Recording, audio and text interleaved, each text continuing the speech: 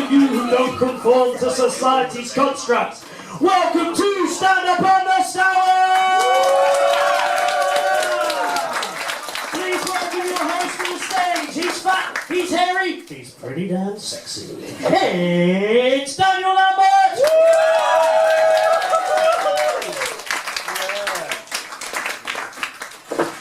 That was a bit shit when it came to breathe. So I'm going to go off again, and I'm going to bring myself back on, and I expect double the volume. Can we have that? Yeah. Cheers, Joe. Please welcome to the stage your host of the evening, it's Daniel Lambert! How are you doing? Lovely stuff. My name is Daniel Lambert. I'm going to be your MC for the evening. Now, as you can see today, it's not only Stand Up on the Stour, but it's also our 1 year anniversary! Can you imagine we've actually managed to make this concept last a year? Yes. So tonight, we've got 10 acts for you. We've got some UKC Stand-Up Comedy Society legends! We've also got some 2 first-timers here at the Stour! And we've got 4 acts who have performed at the very first Stour itself. Don't sound too interesting. So I thought I would start, as it's a year, with some stats about stand-up on the Stour. I thought why not? Let's look back at the year.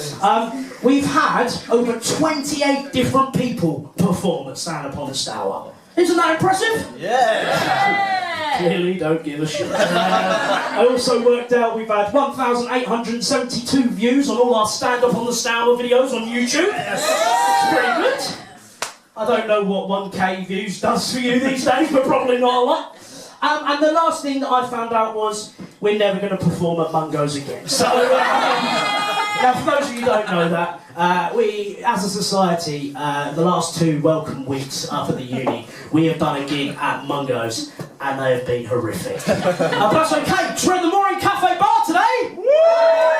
And we are joined by the lovely Louise and Harshall. Let's give it up for them, guys! Louise, Harshall, any words of wisdom before we get started? Buy drinks. Buy drinks.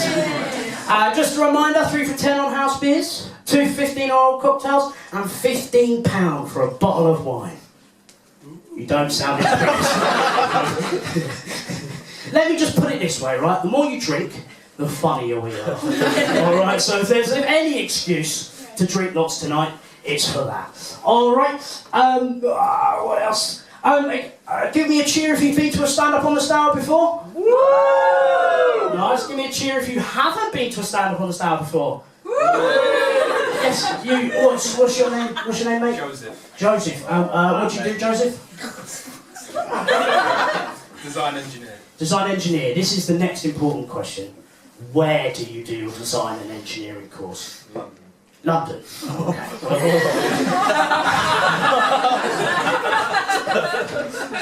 See, I thought you were going to say either UKC or Christchurch, so you've kind of thrown me off here. Which uni at London? East London. Fuck East London, am I right? No, I'm joking. And what do you plan to do with your design and engineering course?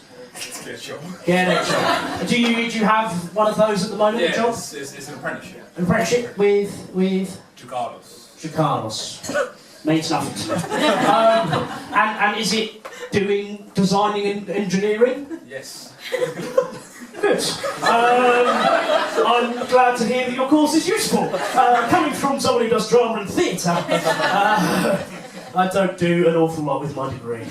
Bearing in mind I work at Gillingham Football Club, so that shows how well my degree's going. Who else is first time here on the Stour? Give us a cheer. Yes, yeah. What's your name? Georgia. Georgia, and what is it you do, Georgia? I work at a farm shop. A farm shop?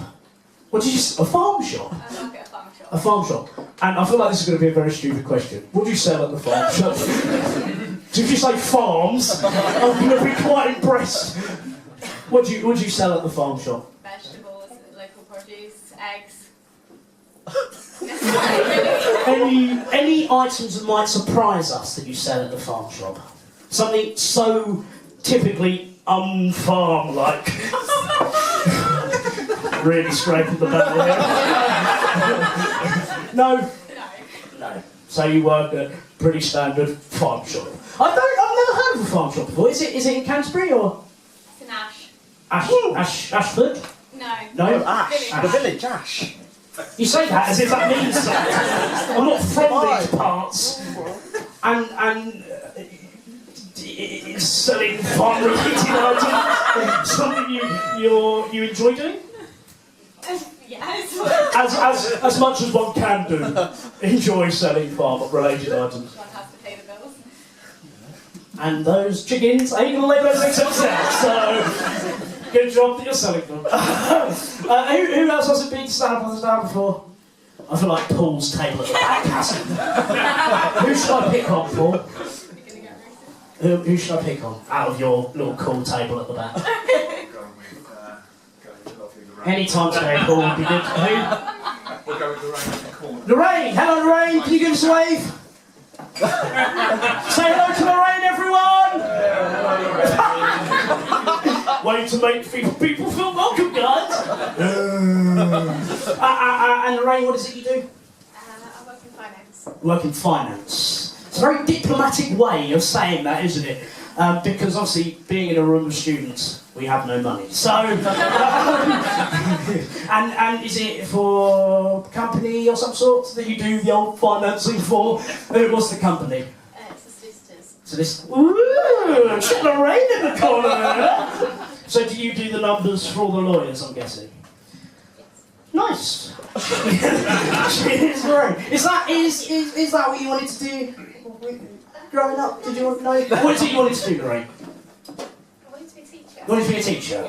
So I'm only asking again, drama students, no, career future ahead. So I wanted to see whether that's fine. Okay, and why didn't you go into teaching? Long story. Well, unfortunately, we don't have time for that, Lorraine. So I think we'll move swiftly forward. Let's give it up for Lorraine, Georgia, and who was the last one? London Boy. Let's hear it up for those guys. Lovely stuff. So before we bring on your first bunch of acts, I'm going to try out some new material. Is that all right with you guys? Yeah. Oh, it's going to be a long night.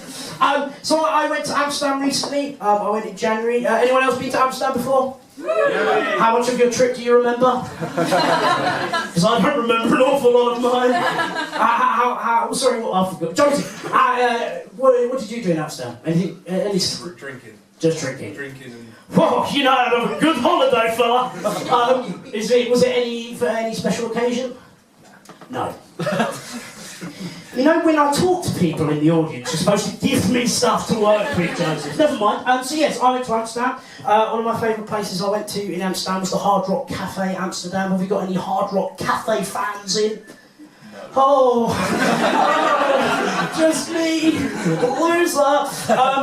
I had great fun in the Hard Rock Cafe in Amsterdam. Went to the toilet, accidentally pissed on Michael Jackson's glove. I shat myself after I did that, which was a good job because I was in the toilet. And then I went out and I was thinking it's a bit odd that, Michael Jackson's gloves in the toilet. So I went and asked one of the staff and they actually said, any musician now that is allegedly a paedophile, they have to move all of their stuff into the toilets. They're not advertising it so much. So when I went again, I accidentally took a shit on R. Kelly's sunglasses and then wiped my arse with one of Gary Glitter's jackets. So it's quite good fun in the Hard Rock Cafe, Amsterdam. But I did notice a big difference between Amsterdam and London because I got the Eurostar, so I had to go to wherever I picked up the train. Where did we pick up from? Spagrus! We went to Spagrus, and the big difference is, right, London's a very big city, right, and whenever you're walking around London, everyone seems to fucking walk into you, don't they, right? Whereas you don't have that issue in Amsterdam, because everyone's so fucking out of it, they move in slow motion.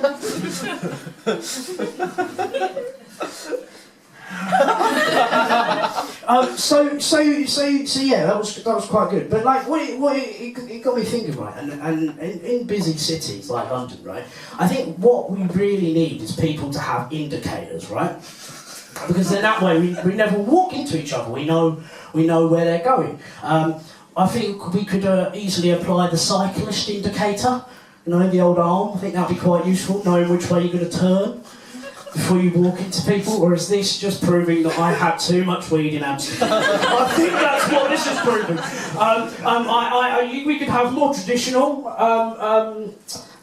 indicators. We could have the ones in the car. I think they would work quite well. It would definitely make the high street a bit noisier as well, wouldn't it? But I think the best way that we could have give people indicators, right, is if they had lights behind their eyes, so it'd start flashing. So if you were turning left, your left eye would start flashing, right? And if you were turning right, no, just me. I did say this was new material, by the way, so not tried and tested. But the thing with having the lights, right, you could also implement the fog light feature as well. Imagine if you're walking home at dark, walking home during the dark, not sure where you're going. Flick on the old fog lights, you're all good, aren't you? You know where to go. Okay. Oh, I should have kept that to myself. So that's the people should have indicators material. I'm gonna up here, please, Marshall. Thank you. But do we all feel nice and warmed up, ready for our first act? Yeah. That's what we like to hear. Now, we're starting off with someone who actually performed at the first ever stand-up on the Stour. Not that anyone cares. So we're going to get started with them. Are we ready for our first act? Woo! Lovely, lovely, lovely. Don't worry, I'm not doing this to make myself look like a twat. It's fucking tool. Awesome. Let me hear you stamp your feet. I said stamp your feet, Catherine. Come on. Let me hear you clap your hands. And let's welcome to the stage the one, the only NJ!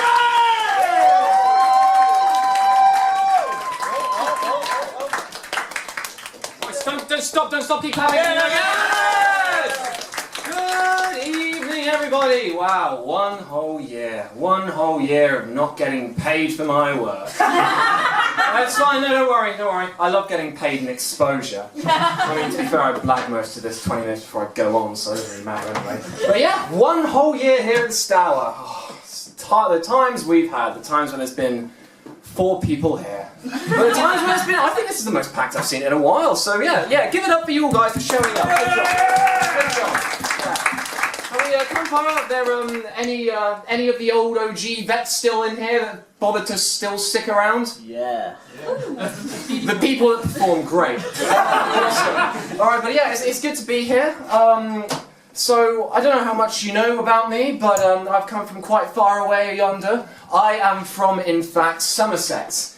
And to give a clarification of how small Somerset is, my town had about 8 people, 4 of my family members, and about 3 pubs.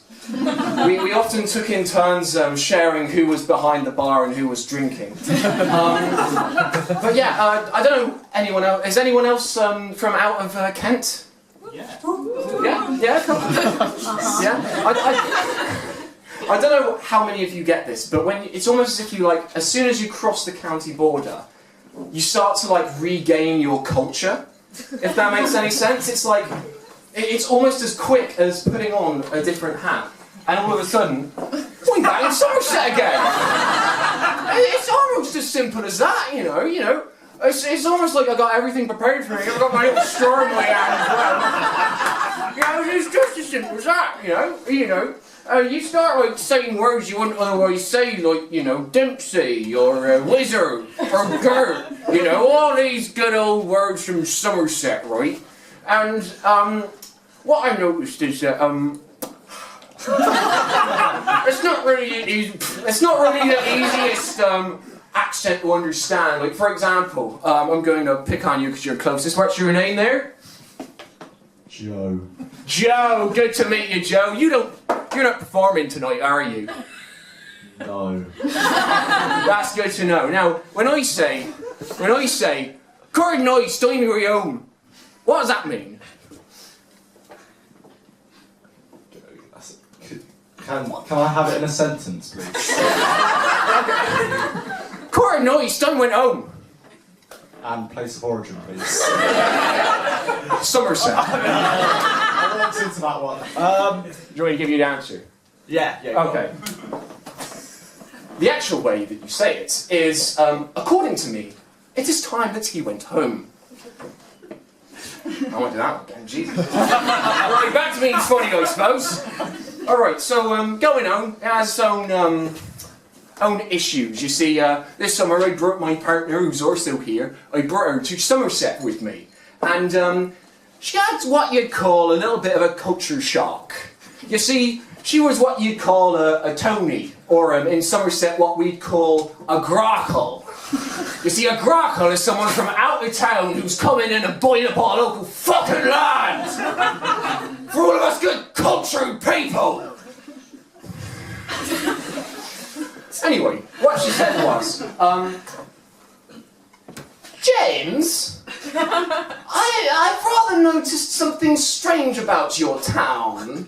You see, there's only one bus that runs once per week at 12 in the morning. Can you explain?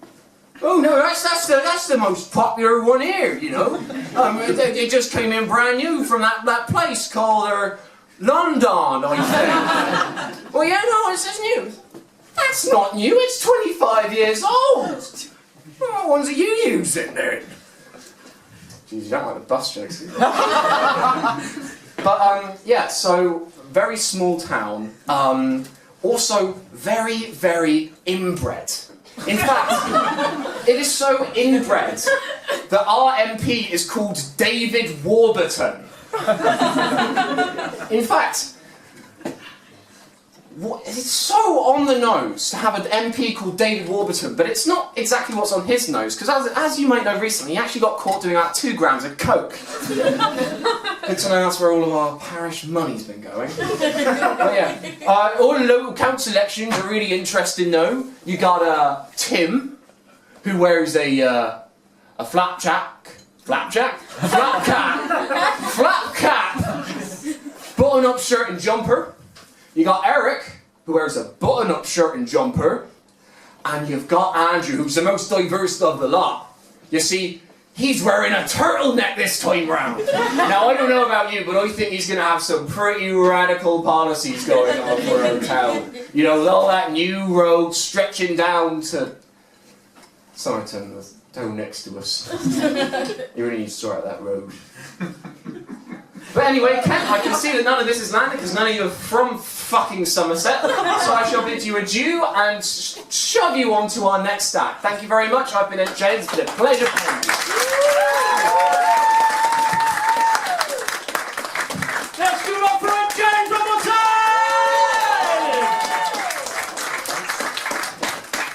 Now, did we see today in the news that Nicola Sturgeon has stepped down? What? What? Yeah, she stepped down as First Minister of Scotland. Why am I here?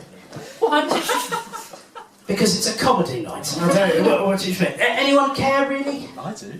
You... Well, unfortunately, I know you. I don't want to talk to you.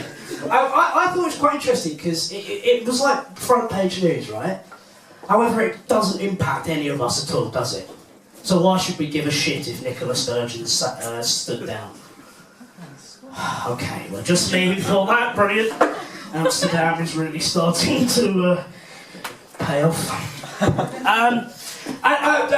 we all enjoy James? Yeah! Lovely stuff. Good. I'm glad you enjoyed yourself. Well, I'm not going to chat anymore because it's clearly a load of rubbish. So are we ready for our next act? Yeah! Lovely stuff. Well, our next act is a UKC Stand-Up Comedy Society legend. It's also the oldest member of our society at the grand age of 100. So let's make him feel nice and warm. Welcome. Let's hear those feet are stamping. Let's hear those hands are clapping. And let's welcome to the stage the one and only is Paul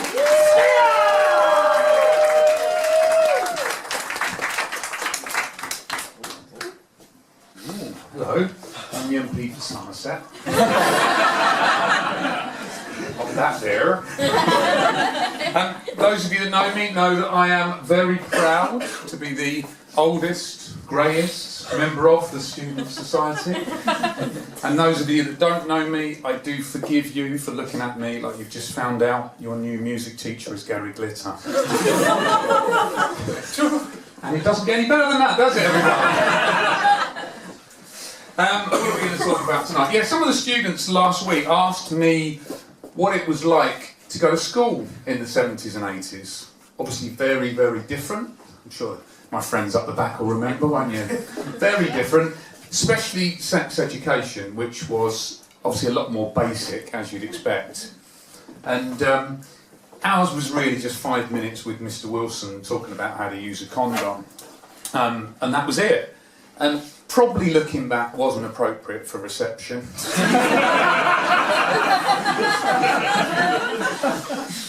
Maybe he shouldn't have used his own penis.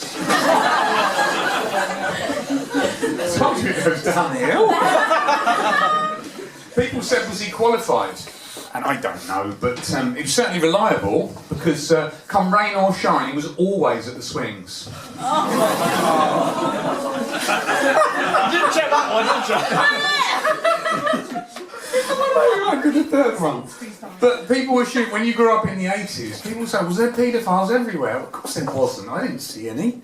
But I think there were a couple at my Sunday school, to be fair. But we got free biscuits though, so every town. Jammy Dodgers, ginger nuts, chocolate fingers. Were just some of the accusations. So that's the 80s stuff. A mixed response. My kids, what have they been taking the mickey out of me recently? They've said that they're taking the mickey out of me because the emojis. Don't you guys get it at the back? The kids say, you always send the wrong emojis. Dad, you've got to make sure that they represent what you're actually thinking. So I said, okay, I'll try better, I'll have a think about it.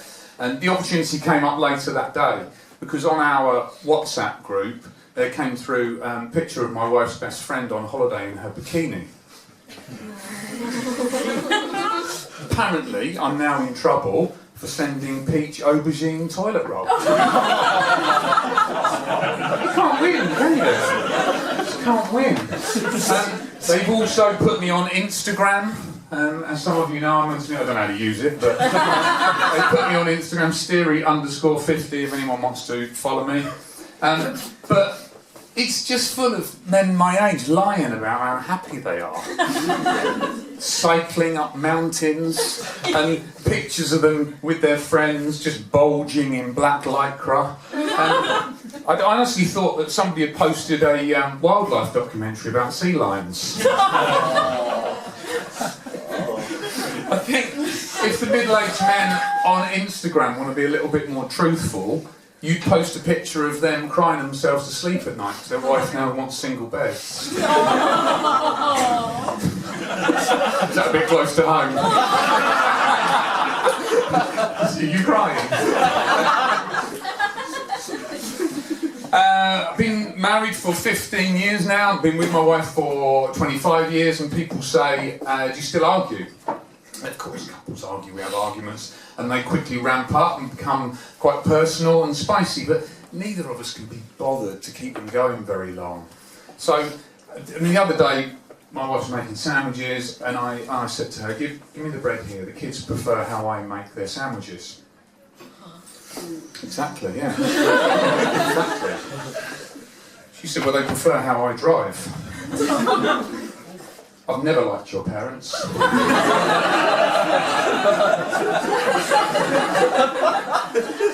You've never made me come. Your sister didn't complain. Are we out of semi-skimmed? Yeah, I'll pop out and get some. And we're back to normal again. It's all over with and dealt with very, very quickly. What else we talk? Yeah, the problem, I love having a wife, and there is only one issue that I have, is she talks to other wives. And their favourite topic of conversation is how useless their husbands are. And if you're all over it, and then another one will say, oh, my husband can't even turn the oven on if he was starving. And another one will say, oh, that's nothing. My husband can't work any of the appliances in the kitchen. But the thing is, when I was your age, up to the age of about 35, I lived on my own. And I don't know how my wife thinks I survived. without her constant guidance and advice. I don't know if she thought I was just walking around the house just pissing on all the surfaces. Put an out-of-date chicken in the toaster. And just volleying wine glasses into the dishwasher. Oh, it's broken. I just don't actually think I actually survived for all those years. So most of the day I'm happy being married. There's one time where I'm not so keen, and that is the time of day we have to have the big conversation. And that time of day is just before I'm going to go to sleep. My head is on the pillow, my eyes have got that lovely, druggy, heavy feeling I'm just about to drift off. And I hear, I think we should adopt. And move to Devon. What now? For fuck's sake. But she's clever, you see, because she knows that I'll agree to anything to get to sleep. That's why she does it. In the past, I've agreed to a new car, a week's girls' holiday in Ibiza, and salsa lessons with her ex-boyfriend Diego. I don't remember the last one. It's good exercise though, because if ever I ring her and she's at Diego, she's always really out of breath. I think that's probably pretty much my time. Just one thing I wrote down that annoyed me recently. We're in a restaurant, the waitress come over, she said, would you like the kids' ice cream now? It's included with the meal. And I said, well, the kids don't actually like ice cream, but I'll tell you what, I'll cancel my ice cream and I'll have theirs. She said, you can't do that. Why not? She said, because I know that you're going to eat it. So you're not going to sell me it until you know who's consuming it. It's ridiculous. It's, when I was younger, when I was your age, I always used to buy my condoms from the same chemist. Now, he didn't once say, who are you going out with? Sue from number 27. I can't sell you these. She likes flavoured anyway. It's always a treat to come here and speak to you. Enjoy the rest of your night.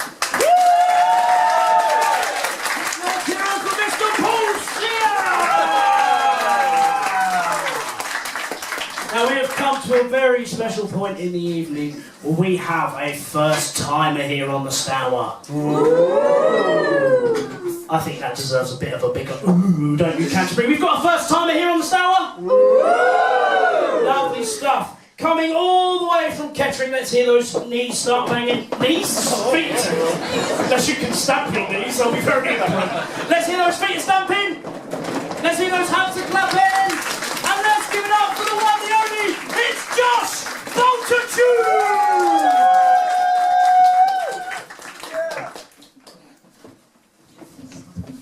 You're supposed to move this, aren't you? So it's funnier.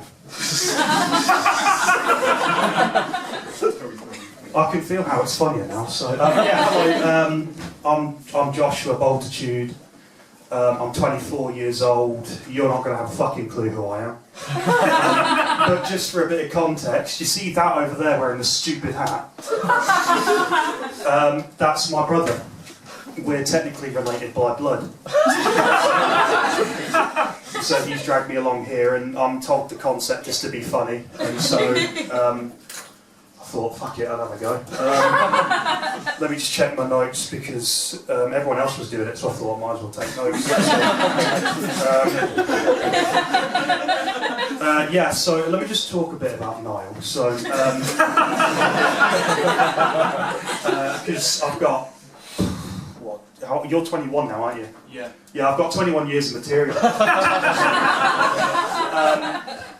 So I was the first one, the OG, and then 3 years later, apparently he was necessary. I do love him. I do love him. He's encouraged me a lot. So that's all I'll say about you for now. But I'm coming back to you later. What can I say? I'm on 150 milligrams of sertraline. Although I forgot to take my pills today, so that's fucking stupid of me. I'm a big fan of Wolverine from Marvel. Clearly, no Marvel fans, that's fine. I'm a Linkin Park fan. Well, I can't go see them in concert anymore. I won't go into the context, but let me just check my notes again because I've forgotten where I'm at now. So, right, so I'm single. Woo! Yeah, that's not me trying to advertise myself. You don't want it, it's not worth it. The thing is, I'm really bad at dating, to be honest, because I start talking about my mates and stuff, and I just start advertising them. I'll be sat on a date, and I'll be going, oh, she's like, oh, tell me about your friends, and I'm like, well, I've got my mate Clive. He's great. Yeah, he's good looking, he's attractive, he's single. You should go out with him, really. She's like, oh, I'll have his number, please. I was like, yeah, great. I'm like, do you want to go on a second date? She's like, not really. Like, but I think the problem is I'm too nice, I think, for dating. I'm too nice. And they always say nice guys finish last, but I don't really believe that statement because it only takes me 25 seconds. So, yeah, dating's just not my thing, and you don't want it. There's just hassle. I can't cook. My best dish is I get a tin of Heinz tomato soup, some sausages, some pasta, and then I just chuck it all together. I do cook it, I don't do the sausages raw. That's what she said. So yes, I've got a boxing match on March 25th.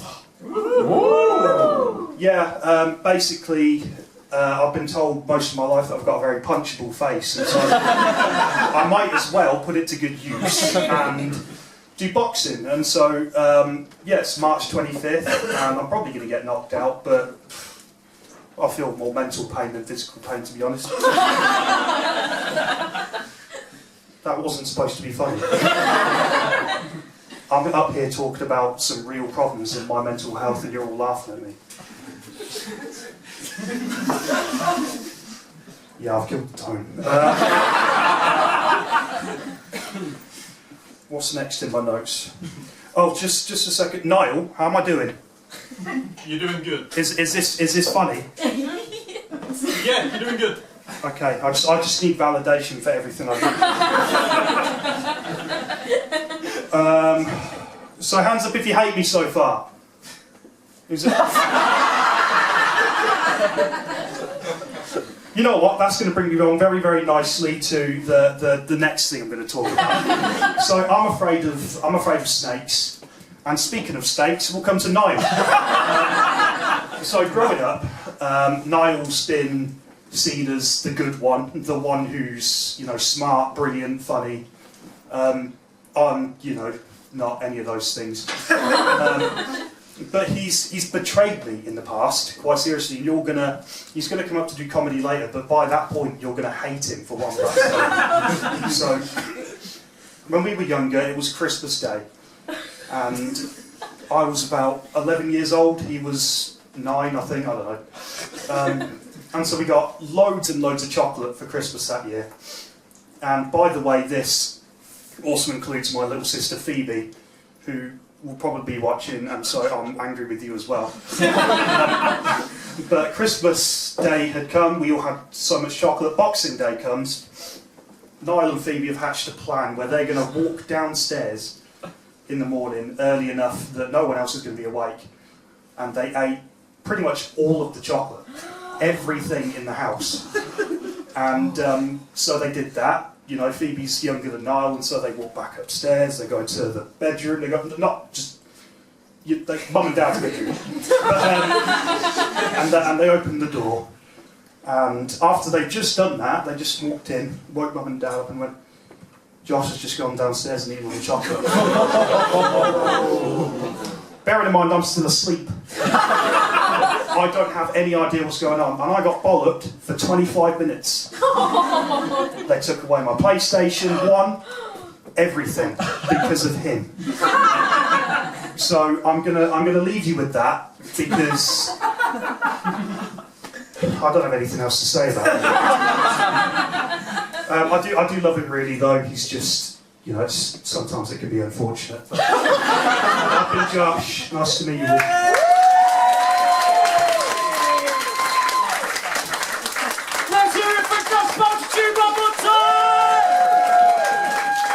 Did he absolutely smash it for his first time here on the Stour? you did get me thinking, Josh. I've actually got an older brother. Give me a cheer if you're the eldest sibling. Yeah. Give me a cheer if you're the youngest sibling. My people, my people. Have you got any middle siblings? Unfortunate for you, lot. So I saw that you raised your hand up. Do you feel like you've got middle child syndrome? Yeah, definitely. Yeah? Yeah. Sorry about that.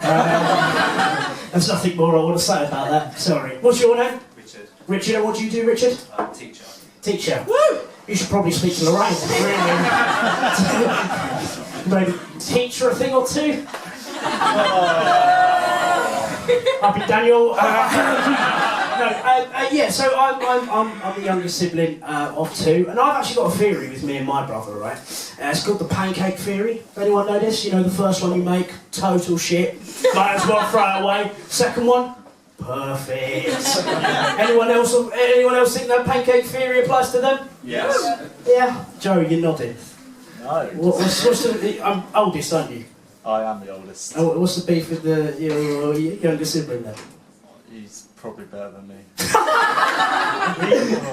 Any other elder siblings just going to go, yeah, my younger one's better than me. you nodded. What's your name? Katie. Katie. And what do you do, Katie? Student. Student? Listen, remember, learn from Josh's mistake. No, Joe. That's his name. Shut up, I got it right. Where do you study? UKC. There we go! And what do you study, if you don't mind me asking? Ancient medieval and modern history. A bit specific for me. What is it exactly doing your history? Mostly like classics, like ancient history stuff. It's like old. That really explained it to me. I do know what you study right now. Brilliant. Sorry, I'm not meaning. Do you have a job on the side as well, or not? No. No. Well, you've got one up on her, don't you, Joe? So that's something. Lovely. We're gonna crack on. Are we ready for our next act? Lovely stuff. Our next act is a true UKC stand-up comedy society legend. So let's hear those feet stomping. Let's hear those hands clapping. And let's welcome to the stage, Mr. Scott Fisher.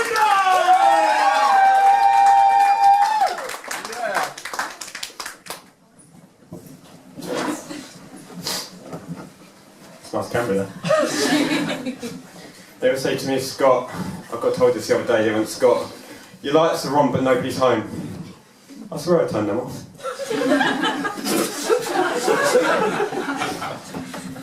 I don't like this height.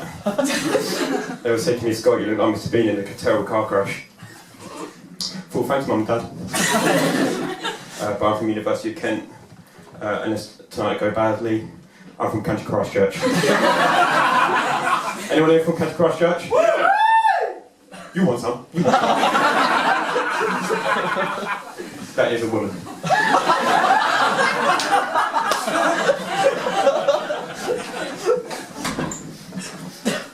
I don't know what to say after that one.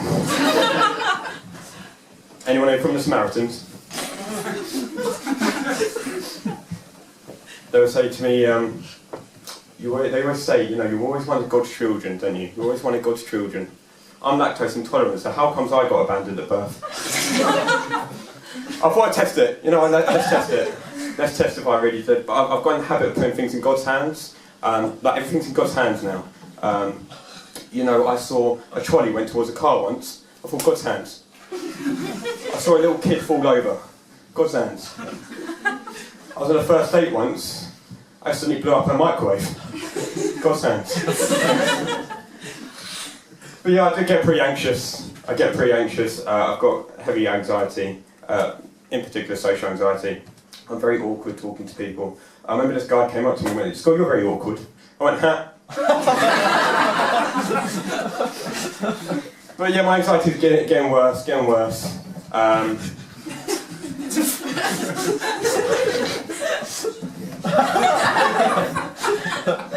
Anyone turned on? Sorry, little office camera look. Sorry.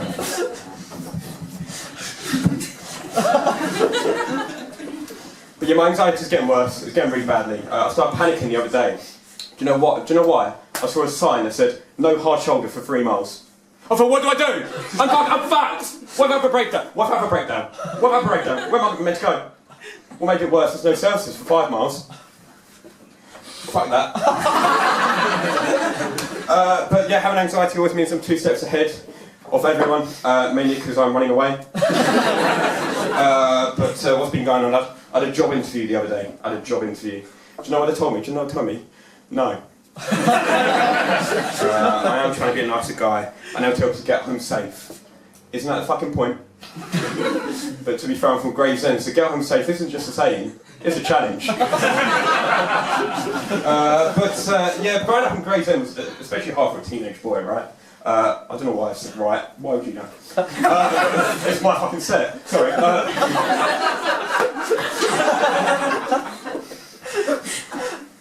But yeah, growing up in Gravesend was especially hard for a teenage boy. Because I used to get the blame for everything. You know, if a bus got vandalised, oh, it was my fault. You know, if I was hanging out late at night, I was a bit suspicious. If my shoelaces were untied and I fell into an old lady, that was a sign of GBH. So do you know what I did to them people? I smashed their windows in. But yeah, everyone in Gravesend is always having children and then giving them away. The level's down here. No, but yeah, everyone in Gravesend is always having children and giving them away. I remember being in the high street once with my mum, because I'm in the 1%.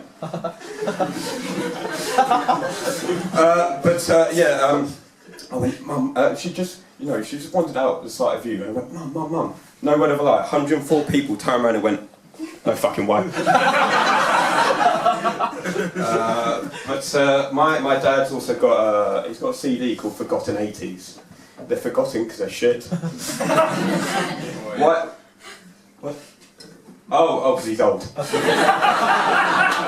Yeah, he's got a CD called Forgotten 80s. You know, I've done that punch right. Forgotten 80s because they're shite. But it's almost like if someone went, oh, here's a photo album of all your ex-girlfriends. Why would you want it? It's like if someone came home with pea and ham soup. Any fans of pea and ham soup in? Of course you are. Never trust a man that likes pea and ham. That's my set for next week. I had a driving test the other day. I was doing so well. My driving instructor got so comfortable he started looking out the window. I'm glad he was looking out the window because I got so comfortable I was looking out the fucking sunroof. I don't get sunroofs. If you want a panoramic view, just get a fucking bike. But yeah, parking's getting bad in Canterbury, right? Parking's getting pretty bad. But I found a little loophole where if you have someone in the car, you can park anywhere you like. Which is like the only reason I would have a child. Well, you can't use a dog, 'cause you can't leave dogs in hot cars. Too far. Anyone in from RSPCA? Good. But yeah, I said to my parents that when I die, they can stuff me and then leave me in the car, so I can park anywhere they like.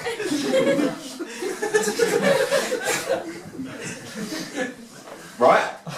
So tailgating's getting bad as well, isn't it? Tailgating. You just get like twat in a white BMW. Any BMW drivers in? Good. You always get a twat in a white BMW right up your ass, right up your ass. I remember this happened the other day, and my girlfriend went to me, she went, oh, do you want to just turn around and like scare him off a little bit? I said, no, I'll do it. So I'm driving, and turns out all you got to do is just turn around and go. Even better if you go. And my girlfriend went, but your hands aren't on the wheel. I thought we were in God's hands. But yeah, I've become a comedian after all that.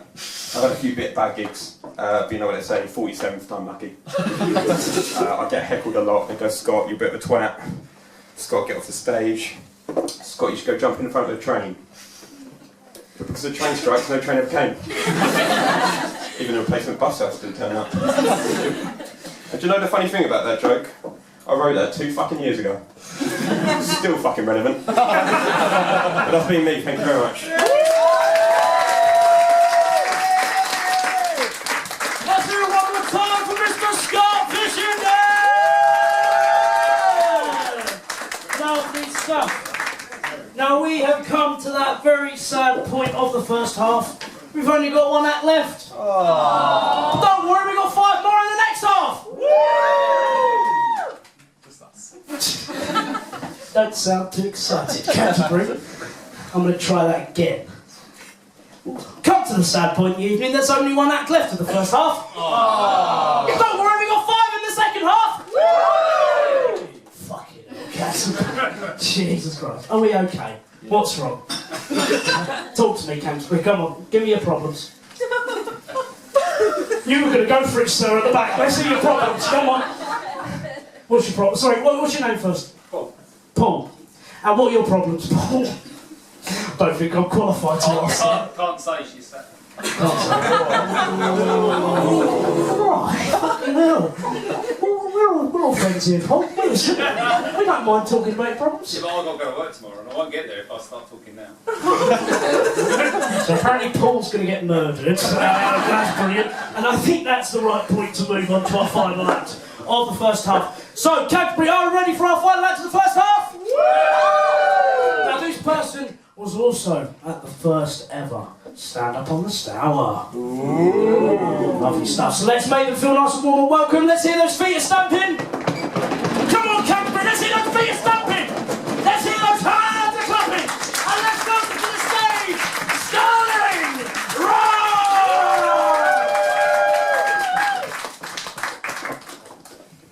Good evening, Canterbury. How are we doing?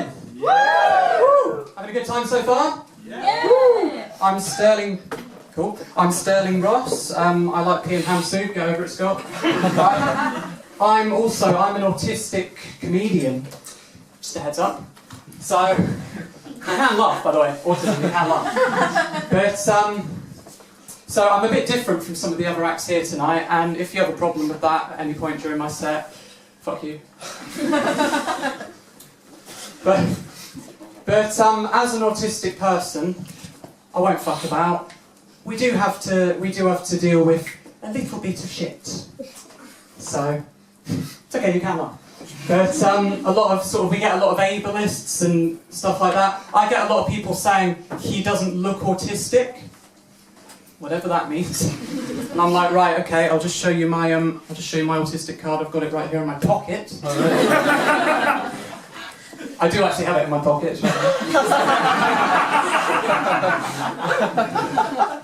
It just came in the post. Funny thing is, before it arrived, I didn't know I had autism.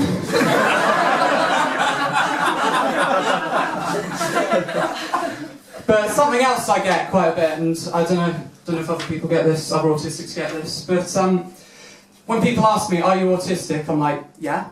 And then they say one word, they say, mild? Question mark? Mild. I'm not a cheese.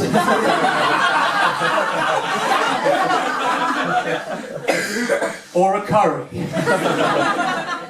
Like, you don't go out into Canterbury, you don't go to a restaurant, sit there, the waiter comes over and says, would you like mild autism with your meal? Or you don't go to an Indian restaurant, order a curry, and they're like, oh, careful mate, that curry's mildly autistic. You're moderately autistic, good man. Respect, you know. By the way, this being mildly autistic, Korma, severely autistic, Vindaloo, moderately autistic, everything in between. But being autistic, it can be difficult, other than the benefits. I'll put benefits tick. But personally, I struggle with a lot of things that neurotypicals find easier. Apart from the obvious, like dealing with people, I sometimes struggle to structure my day. Now this might sound a bit weird, but I have to structure when I go to the loo. Bear with me, because I thought this bit through. Would anyone agree, autistic or muggle? Would you agree? Covering all bases here. Do you agree that when you're a kid, you can go to the loo whenever you want? Yeah. You know what I mean? Like, it's the morning, need the loo, bosh, done. You're in town, it's the afternoon, I need the loo. Mum, I need the loo. Okay, Ross, I'll take you to the loo, bosh, done. It's the evening, need the loo, bosh, done, sorted. Happy days. But now, as a stressed autistic uni student who doesn't have much time during his day, I have to factor in my shits. I know. Now I wake up in the morning, look at my time, I've snoozed the alarm 5 times, I'm panicking, I'm going to be late to my lecture. I've got 3 options: go to the loo, eat, or shower. Or it's the afternoon, I'm out in Canterbury High Street, I do not want to use those grubby toilets at Whitefriars. I'm autistic.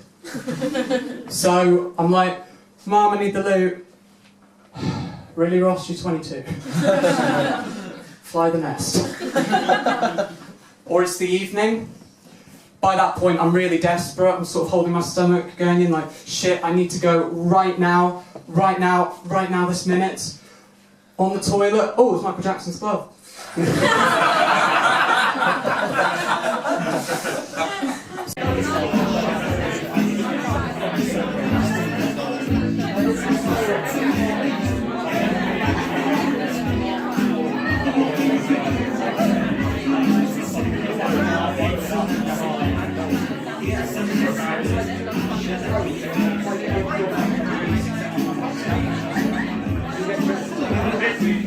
Right, this is your time to join in with Shut Up Your Face before we get started in the second half. Are we ready to get started with a bit of Shut Up Your Face?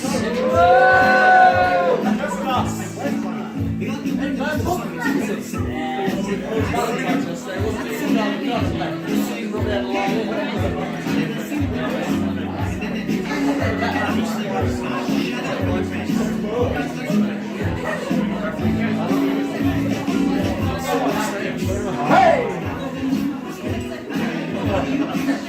Hey! Hey!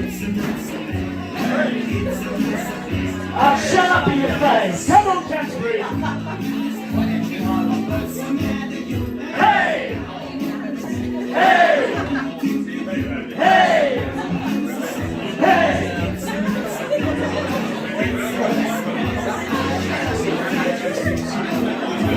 Come on, Canterbury!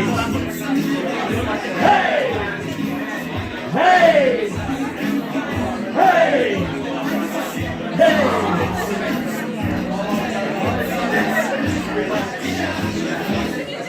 Ladies and gentlemen, boys and girls, and those of you who don't conform to society's construct, welcome back to Stand Up on the Stour! Please welcome your host back to the stage. He's still fat, he's still hairy, and he's still pretty damn sexy. Hey! Daniel Lambert! After we like to hear Canterbury, how are we doing after the break? Good stuff. Are we ready for a second half of that? Yeah! That's what we like to hear. Joe, yes. How was your break? Breaky. Yeah. What did you get up to? Anything exciting? No. Brilliant. Great start to the first half. Was it Georgina? Sorry. Georgia. Sorry. Did you have a good break? Had a drink. Had a drink. Oh, all right. What did you have to drink? Got a nice cider. Cider. Are you a cider drinker? Yeah, I think. Nice. Do they sell that at the farm shop? Not in the shop, no. Well, of course not, it's a farm, idiot. What about yourself, Lorraine, at the back? Hiding, she didn't think I'd pick on you. Did you have a good break? And did you do anything exciting? Got a drink? Just keep drinking. What drink have you got, Lorraine? Lemonade. Lemonade. You're driving. And who are you driving for? Them. It's a group blame, right? Lovely. So we've got 5 more acts in the second half. Before we crack on, Daniel does have to do a little bit of admin. We've got, there we go. So we've got some events coming up. So next week we are back here at the Morin Cafe Bar for our Stand Up on the Stour in aid of East Kent rape crisis. And that's being hosted by your first act of the second half, but a little bit more about them in a minute. And then the UKC Stand-Up Comedy Society will be back at Woody's for Woody's Comedy Club, where we'll be again raising funds for the East Kent Red Crisis on Tuesday the 28th of February. Sounds like you want to come. And last of all, we are back this time next month for Stand Up in the Stour for our International Women's Day edition. We'll be having a whole non-male lineup of acts, so it'll probably mean that it's good. But is this going to work? Is that where you wanted it? Yeah. Perfect. So I thought I'd start the second half talking about a theory that I was introduced to recently. The theory is the song that was number one when you were born says a lot about you, right? Now, I was born on the 1st of October 2001, and the song that was number one, that's the Carlsberg kicking in. The song that was number one when I was born was Mumbo No. 5. Do you remember that song? Remember that song? Well, the thing is, the version that was number one when I was born was the version by Bob the Builder. Do you remember that one? So I was kind of thinking, what does it say about me? Before I go on to that, I think it's a pretty fucked concept, right? That they decided to use Mumbo No. 5 of all songs for children, right? It's literally a bloke talking about all the women he's shagged. It's not that great, is it? Well, you seem to disagree, so you think this is acceptable for children? Do you? Canterbury. So this thing, the song being number one, what I thought it said about me, 3 things. I think it's telling me I'm clearly going into the wrong profession, wanting to do stand-up comedy. I think I should go into a career of construction. I thought it could also mean where Lou Bega is destined for Monica, Erica, Rita, Tina, Sandra, Mary, Jessica. I'll get it right one day. I am obviously destined for Rolly, Lofty, Scoot, Muck and Dizzy. So, my guys. The other thing I thought it said is I've been living the wrong approach in my life. I feel like I need to be living the Bob the Builder approach. The yes we can approach to life. Okay, alright, well that's fine. Fun fact about Bob the Builder, right? Did you know Bob the Builder was like really heavy into his politics? Well, you're laughing at it, it's true, right? In 2008 he helped Barack Obama write a speech to become president. Do you remember that? Yes we can. No. See, that is why I don't tend to talk about politics often, because what I'm trying to say is Barack Obama's 8-year presidential reign was all down to Bob the Builder, and that's not correct. He was a good bloke. But so's Bob, so that's good. But I thought this theory is quite intriguing to me, so I thought I'd test it, right? So I started looking up birthdays of famous people, seeing what songs were number one when they were born. First one was Prince Harry. He was born on the 15th of September 1984. The song that was number one when he was born was I Just Called to Say I Love You by Stevie Wonder. Which is quite ironic because he doesn't do a lot of that anymore, does he really? Especially to his mum. Fuck off. What's he going to do, write a book about me? Nice, there we go. The other one was Rishi Sunak. He was born on the 12th of March 1980, and the song that was number one when he was born was What's Another Year by Johnny Logan. Now, of course, I'm too young to know that, so I'm sure the table at the back remember that one. Do we remember that one? No, too young. Fuck off! Behave! Were you standing over there a minute ago, Paul, going, well, that was in the 80s. Yes, I like the 80s songs. Fuck off. So what does that say about Rishi Sunak? Well, hopefully what it's saying is that he won't be Prime Minister for what is another year. Okay, maybe not Rishi Sunak. The last one was brilliant. It's Matt Hancock, right? He was born on the 2nd of October, 1978. And the song that was number one when he was born was Summer Nights by John Travolta and Olivia Newton-John, right? Which is quite ironic, because it was in June 2021 when we all found out that he was a cheating prick. So he had an interesting summer night. And I did this bit not too long ago, and there was a bloke sitting with his missus. I asked him what day he was born. I searched it up, and turns out the song that was number one when he was born was It Wasn't Me by Shaggy. So I warned his missus immediately. I'm just going to grab my phone because I thought what would be fun is if we test this theory out again tonight. So Joe, if you don't mind telling me when you were born, do you, fella? The 14th of July. Hang on a minute, I'm still Googling it, you prick. hang on. We'll make funny chat while I type it. So, airplane food. No. What was your birthday, sorry, fella? 14th of July 2003. 14th of July. You can't be that young, surely. You're younger than me, fella. No, okay, alright. Okay. No, not what's number one, July 14th, 2015. That's Google. You've clearly not done. No, 2003. Yeah, I know, but I'm saying Google's done their job. Fucking hell, man. Jeez, stay your lane, fella. You're watching the comedy, alright? Oh, this could be a good one. Crazy in Love by Beyonce and Jay-Z. Are you crazy in love? Yeah? I hope you know he felt morally obliged to say this. How long have you guys been together? Whoa! Whoa, first red flag there, fella. Can I just remind you, Valentine's Day was only yesterday. Yeah? So how long have you been together? And I want the answer from you.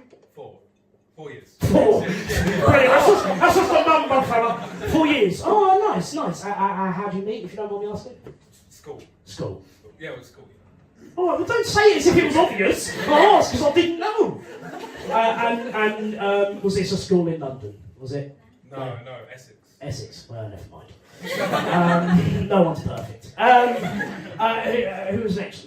Lorraine, wasn't it? You don't mind if I ask you what time? No, is that all right? Yeah, lovely. So when were you born? 14th of August. Oh, that's good. I don't have to type 14 in again. August 1979. Let's see what was number one. Oh look, the charts weren't around. Never mind, we'll just move on.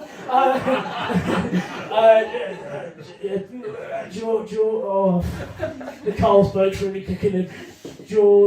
Georgia, there we go. When was you born, sorry? 9th of November 97. 9th of...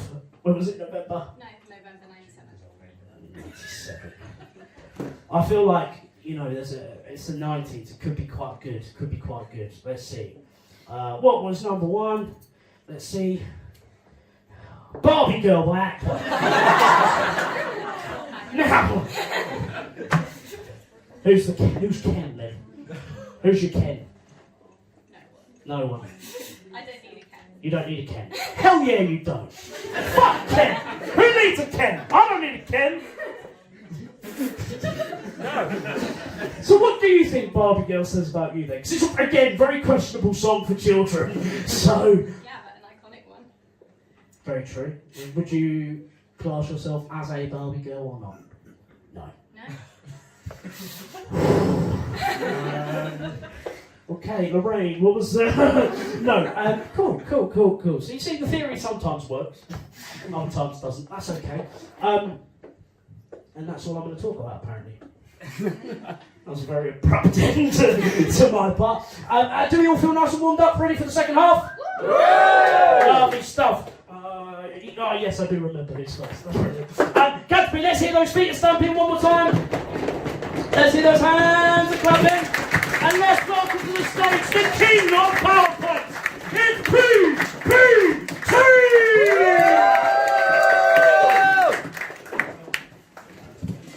Hello everyone, it's great to be here. It's great to be here on the anniversary of Stand Up on the Stour. Whoa! Whoa! There we go, exactly. But for me, this is a much more important day. You see, this is actually my 1 year anniversary of doing stand up. It's 1 year of PowerPoint Tommy. Thank you. So I thought I'd take this moment to go over some statistics, which would have been much more funny if Daniel hadn't have done that at the start of the show. But I'm going to do it better. So some statistics about PowerPoint Tommy over the year. 16 PowerPoints over the course of the year. It's pretty good, thank you. We've also got over 4 hours of material. Pretty long. Yeah, that's like 3 stand-up shows. Brilliant. And also 5 different stage personas.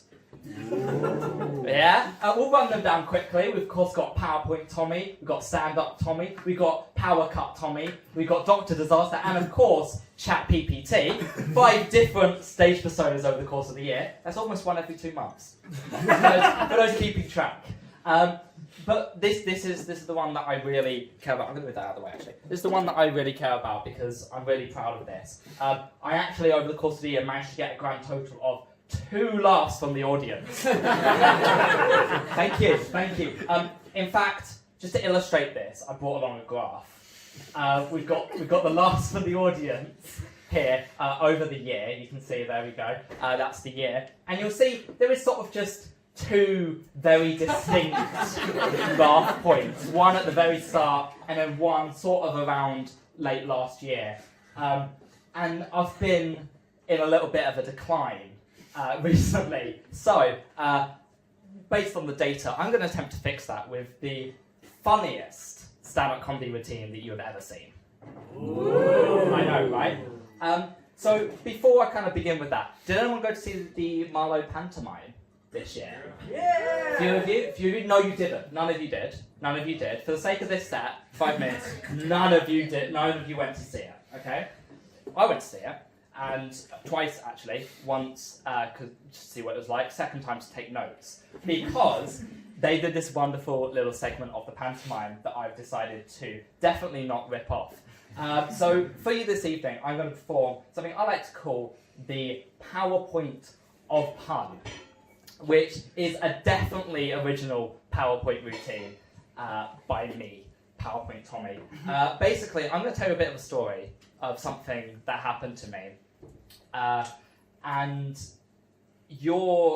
I'm going to do it using movie and TV show titles.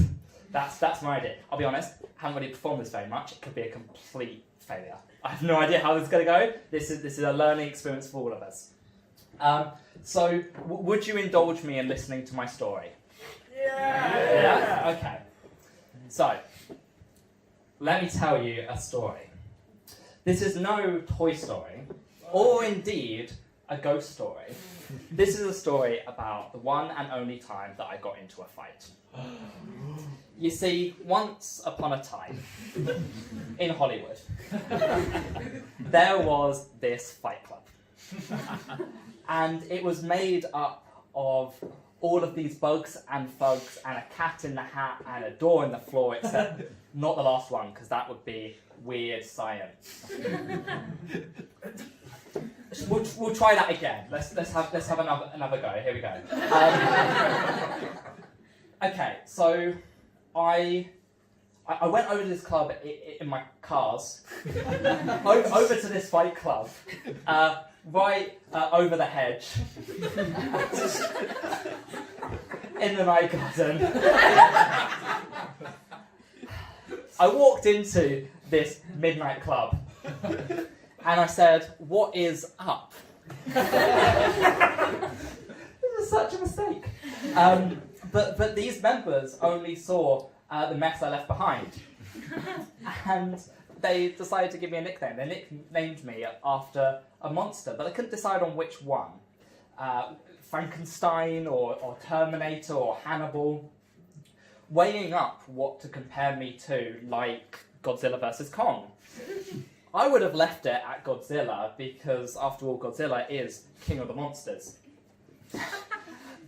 I don't know what I'm doing. Okay. Need more movies. Okay. So, but they didn't. They didn't go with that, right?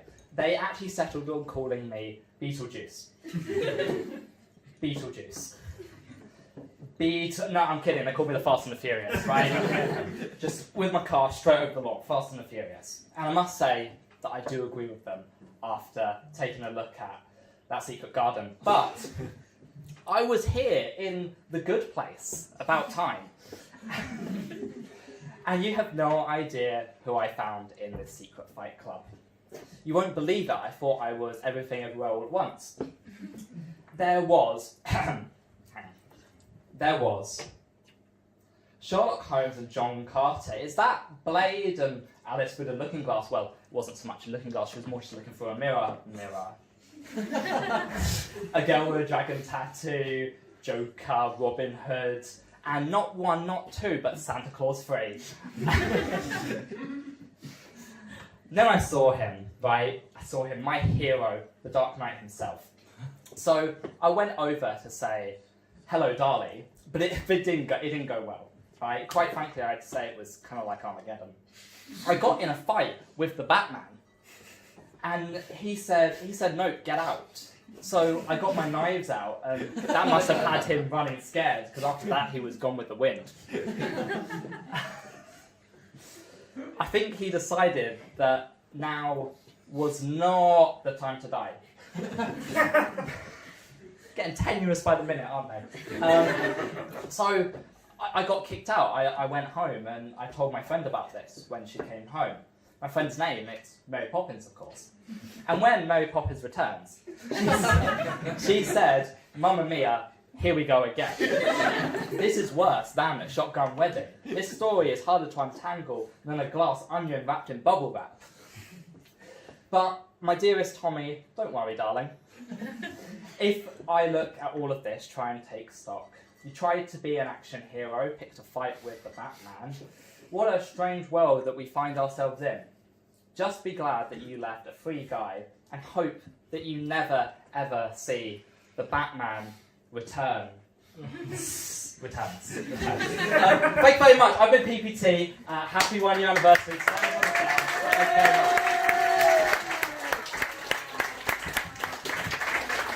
Let's hear it from PPT one more time. Lovely stuff. We're going to keep on ploughing through. Are we ready for our next act? Yeah!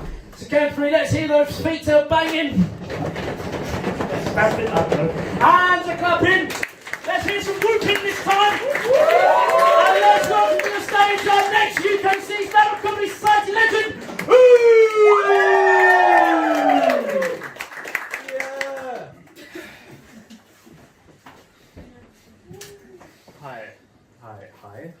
Hi. How close to this do I need to be? Can I just like... So, hi, hello, it's nice to meet all of you, but it's even better to meet me. I'm the funny boy. I'm hoping I will make you laugh, probably, maybe, who knows. My name is Uth, as you may have heard. It's spelled Youth without the Y. It sounds like tooth without the tooth. I really don't know how close to this I need to be. This is a lot scarier than I remember. Anyways, I've been thinking a lot about Harry Potter recently. Just because, wow, that is loud. You know, like the new Hogwarts game has come out, and I'm hearing a lot about it. And also, I just think it'd be dope to be a wizard. Do we have any Harry Potter fans? Do we wanna? Please, my whole thing's. Thank you, Daniel. If you guys want to be assholes and not say anything, can we get a show of hands? Does anyone like Harry Potter? Yeah. Thank you to the 4 people who enjoy my bit. So yeah, no, I just think it'd be cool to be a wizard.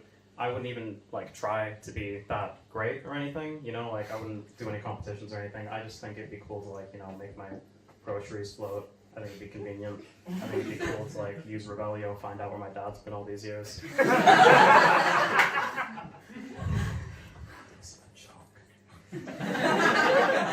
Anyways, yeah, no, but it just kind of got me thinking, and I kind of realized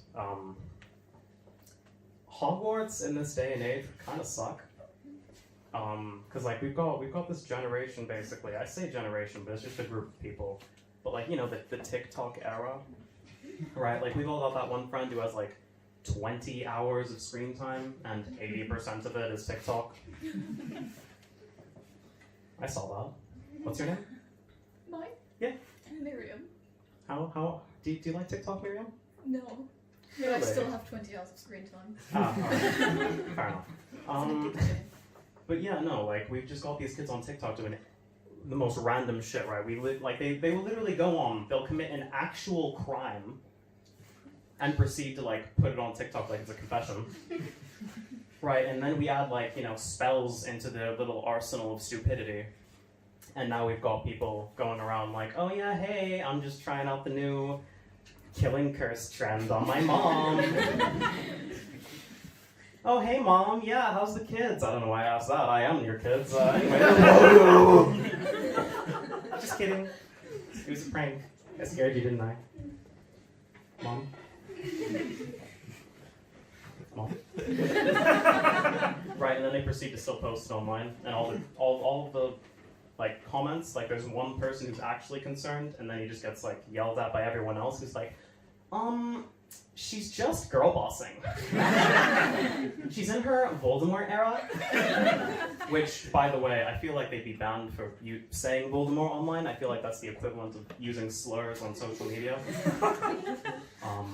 Especially ones that don't belong to you. But we'd also have all of these kids like in Hogwarts, right? And all of them are like, you know, TikTok obsessed or whatever. Right, like we've already got all these like TikTok houses where they're like, yeah, you have to be a professional TikToker if you want to live with us, right? And now we've got fucking TikTok Academy, right? We've got like just a bunch of these kids, and they're like, oh yeah, welcome to Cloutworks. We've got the Griffin Horse. We've got the Huff and Puffs. We've got the White Claws, and then we have the Slytherins. Because we already have somewhere for the snakes to go. Do we have any Slytherins? Because you look guilty. Do we have any Slytherins? What a relief. No? You sound like a snake bastard, apparently. Okay. Thank you, Josh. Do you have any Ravenclaws? Do we have any fucking Harry Potter people? Jesus fucking Christ. Alright, you guys suck. Anyways, back to being a wizard, I guess, right? I think it'd be really cool to just like, you know, use it in my daily mundane life, right? Because the Harry Potter books and movies, they're already like, you know, you're going for this massive like world-changing thing. I would just use it to like figure out the mystery of where my socks keep disappearing to, you know? Because like, you know, the little laundry gremlin, right, the devious little creature keeps taking my socks. We all know the one. You took your laundry on, your sock disappears, but it's never both, it's always one, because, you know, it's a little man with commitment issues or terrible fashion sense. So, you know, I go up to my laundry machine and it's like, oh, Revelio, right, and there he is, the fucking little laundry elf himself.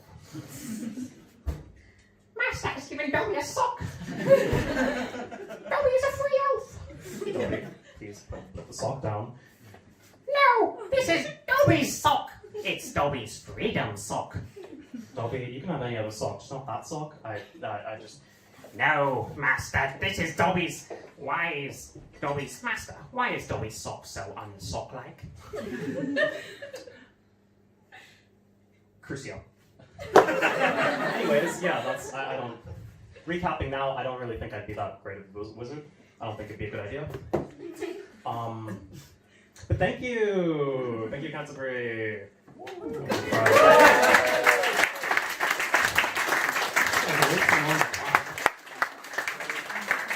Let's give it up for Oof one more time! Lovely stuff.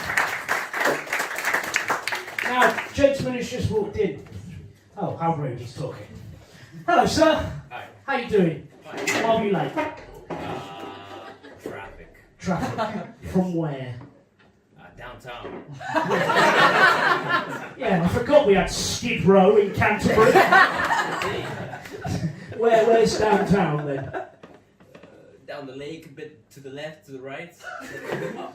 Of course, I know that. Down the lake, past the... Yeah! So what's your name, fella? Imani. Imani, and what do you do? As in course or what profession? Or Just answer the question. I study film. Study film at? University of Kent. Way!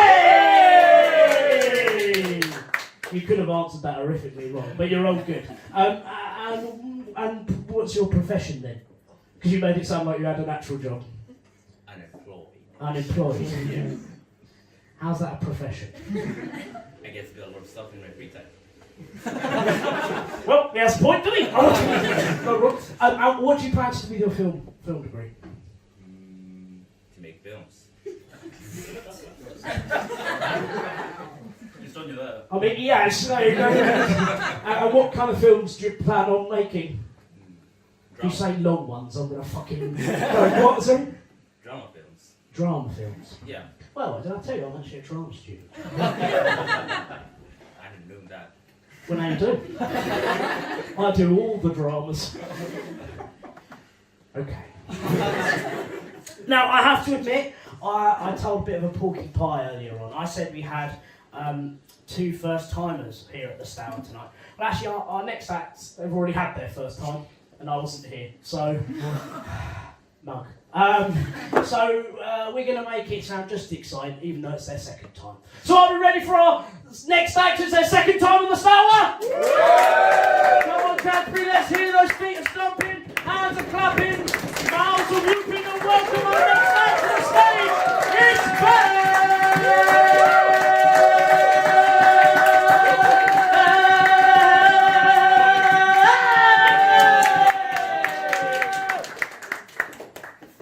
I apologise.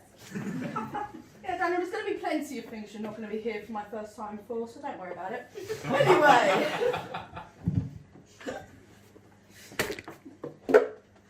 Hi. So, I've been in the society for about 3-ish months now, maybe a bit less, or more. I don't know. I do English, not maths. So, but the one bit of criticism I always get is, Beth, you need an intro. Intro is powerful for comedy. So naturally, that's the one thing I haven't got. So I'll just introduce myself. Hi, I'm Beth. I recently turned 19. I'm from Gravesend. That's about the reaction I expected. My parents are still married. Probably that's fair. And the song that was #1 when I was born, which was the 20th of January 2004, was All This Time by Michelle McManus. Never heard that song in my life, but apparently the first 2 lines are, "This time yesterday, I thought I was gonna die." I was at the gym yesterday, and it was Valentine's Day. Give me a break. But yeah, I've started to be a bit more healthy. I've been going to the gym more and doing this stuff. But the one person who seems to have no faith in my skills at being healthy is my own mother. Yes. Mother, wonderful woman. Strongest woman I've ever met. This time last year, she was diagnosed with breast cancer. This year, she's finished radiotherapy, she's finished chemotherapy, and she's going strong. Yes! I was talking to her and I was telling her that I'm going for a raspberry addiction because raspberries is good fruit. It's a kind of fruit you can have every day, which is helpful. Except the co-op is shocking with prices. I don't recommend it. So I shop at M&S instead. I don't know why, I'm self-unemployed. Anyway, but she said to me, "So Beth, what are you eating at the minute?" Just some raspberries." "Oh, is that a new sweet? Is that a chewy?" "No, Mother, it's the fruit, raspberries." I actually Googled if I'd spelt raspberries correctly in that text. I thought, English literature student thought that she had misspelled the word raspberry. I hadn't. So, yeah, like I said, English lit student. And the first time I was in a creative writing, so I do creative writing as well, they recommended journaling, which is pretty good. It's good for your mental health, it's good for a lot of things. They also said, like, to remember names and stuff, like J.K. Rowling would go to graveyards and write down the names. Too bad she's not good with dead names. Anyway, so... Anyway, so I decided to write down a few quotes I heard out in the wild. This is from my aunt. "Everyone lies to me. Even my Fitbit says I'm dead. I'm still alive. I'm on 169 beats per minute, but I'm alive. Darling, you had a nightmare because you watched Frozen. Kid was about 12. It's a lovely thing you to hear in Waterstones. And me and my friends for my 19th, we went and got a bit drunk, because that's what you do when you turn 19. And we were playing charades or charades, depending on how you pronounce it. And my friend started doing this to the window. Quite obvious. It's window cleaning. No. According to my other friend, window painting! What's window painting, Canterbury? Apart from the stained glass windows of the cathedral, what's window painting? And then there's one of my personal favourites. God's definitely a woman, because a man would not have put the plums on the outside. My dad said that after I kicked him in the nuts. Of course it was an accident. I wouldn't intentionally kick the man who created me in the nuts. I love him, I respect him, and I overall could not live my life without him. And he pays my rent. Anyway. This came from my Christian friend. This is a bit more conservative. She said, Beth, a postman getting someone pregnant is basically them putting it through the letterbox and getting a special delivery.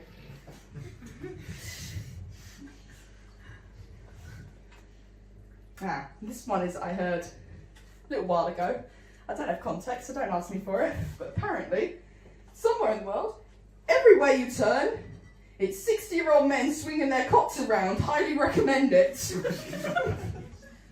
Don't know the context, don't want to know the context. So I have friends. Yeah. I have friends. And a couple of them go to different universities. For example, Surrey. Anyone heard of Surrey? Everyone been to Surrey? Yeah? Yes, great. Right. They have a conservative society there. So do Kent. I'm pretty sure Christchurch does as well. It's not uncommon. However, one thing that was uncommon was someone got kidnapped in the society. Someone got abducted. I am not joking. Well, I am. It's a comedy show. But I'm not joking about this. Someone got abducted. And they actually put missing posters for this individual to be found. Yes, they put posters up for a life-size cutout of Boris Johnson. I don't know if he was ever returned, but I kind of want to know what happened to him and what was going through the minds of the people who stole him. Assignments. Do we like them? Is anyone here a reading week by any chance? Yeah? Enjoying it? Cool. I've only got one assignment. It's 1,500 words, which is good considering last reading week I had 3 assignments. None of them were under 2,000 words. But let me set the scene of how I wrote these. So naturally, it was a Wednesday. I'd been clubbing. I hadn't slept in about 2 days. It was my first stand-up on the Stour. Just so you know.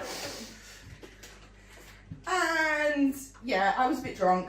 I was between should not be driving and should be laying down. I was about between there. If you want to know what the between is, it's you should not be doing your assignments.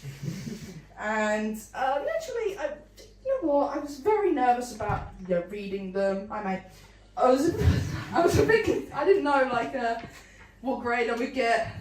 I got a 72 on one assignment. So apparently I work better drunk and completely out of my mind from worry, stress and sleep deprivation.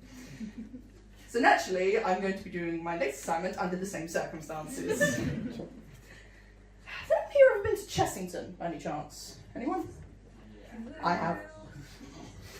This is my friend who's in the room, who I won't point out because I don't want to embarrass them. Hi, Holly. So, we went to Chessington, and it was actually really good fun. The drama while I was getting home, because we didn't have a lift, which for 3 people coming from Gravesend is a very scary thing not to have. So, we went on the train, and this was our first time, because we had to go to London, and then we had to go on the Underground. First time on the Underground without an adult. And we're sitting on the Underground, And then my friend who said about the postman box, whatever it was, turns to us and says, I think we're going the wrong way. Now, I've never wanted to slap any of my friends, okay, never.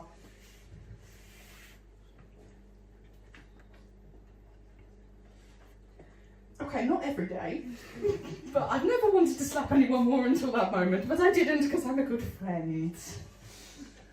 We weren't going the wrong way. At least I thought we weren't. But we got home, that's the main thing, we got home.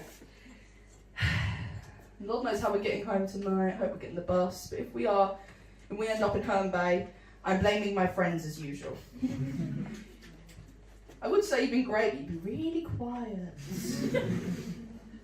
This makes the comedian worry. Nah, I'm a delight. Thank you, everyone. Let's give it up for Ben!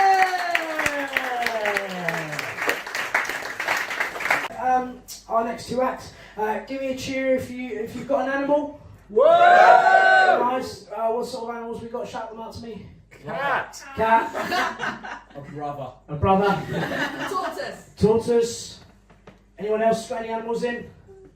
Dog. Dog. See, there's a great theory about dogs. You see, I like theories. I've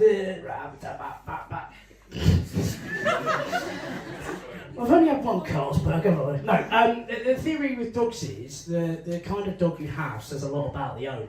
So what kind of dog have you got? He's a mixture of Cavalier, Spaniel, Bichon Frise and Shih Tzu. I'm going to act as if I knew what that meant. I'm from the Isle of Sheppey, so don't worry about it. It works. Okay. So I've got two guinea pigs. Has anyone else ever got guinea pigs or had guinea pigs before? Yeah, a couple of people. So I've got two guinea pigs. They're called Percy and Flapjack. Of course, Percy, named after the famous Harry Potter character Percy Weasley, and Flapjack, named after the famous snack Flapjack. And I've got a great story. Flapjack is a bit of an alpha male guinea pig. And the thing about guinea pigs is that you need to, they require a lot of looking after, and part of that is cutting their nails right. And this can be a very difficult job because they scratch, and they kick, and they poo, and it's not an easy job, right? Now, my fiancée actually found this out the hard way, because she started trying to cut Flapjack's nails when she didn't have a bra on. And what Flapjack did was bite her nipple. Now, two things happened after this. Firstly, my fiancée's hand went from this to this. Thought I was going to have to call the RSPCA. And the second thing that happened was Flapjack lost his name. He wasn't called Flapjack anymore. His new name was Cunt. And the good thing about the guinea pigs is, right, I don't know exactly what day they were born, right, but we got them on the 5th of November 2021, and the song that was number one on that day was Easy on Me by Adele, which is quite ironic, because they weren't easy on my fiance's nipples. But that's okay, that's okay. So who else had guinea pigs? Yeah, see, yeah, Josh, you've had guinea pigs. What were the name of your guinea pigs? Plum and Jack. Plum and Jack. No, they were the rabbits. Right, let's not start a family beef, all right? I can tell you. Okay, so Ask him. ask you. Yeah. Cheers. What were the name of your guinea pigs? Right, so we started off with Colin and Justin. What do you mean you started off? Because we had 4 in total, right? So there was Colin and Justin, who we got from other people. They were named after TV presenters. We didn't name them. I don't even know who Colin and Justin are. And then fuck Colin and Justin. Colin died. Justin stuck around. We got Harry. Harry. And then My guy. Justin died. Justin died. And then we got Bo. Bo. Harry Bo. Harry Bo. Yeah. That's tragic, Phil. I'm not gonna lie. Okay, you look angry now. I'm sorry. And which one did you prefer out of Harry or Bo? Harry. Harry. Why is that? Don't know. The one good Harry I ever knew. Excuse me. It's one thing the audience not giving you a lot to work with. It's another thing the acts giving you not a lot to work with either. So we're just going to carry on. Are we ready for our penultimate act of the evening? So please, let's give a very warm welcome to this UKC Stand-Up Comedy Society legend. Let me hear those feet to stamping. Those hands are clapping. The whimpering and the hollering. The lovely Harry Christchurch Harry!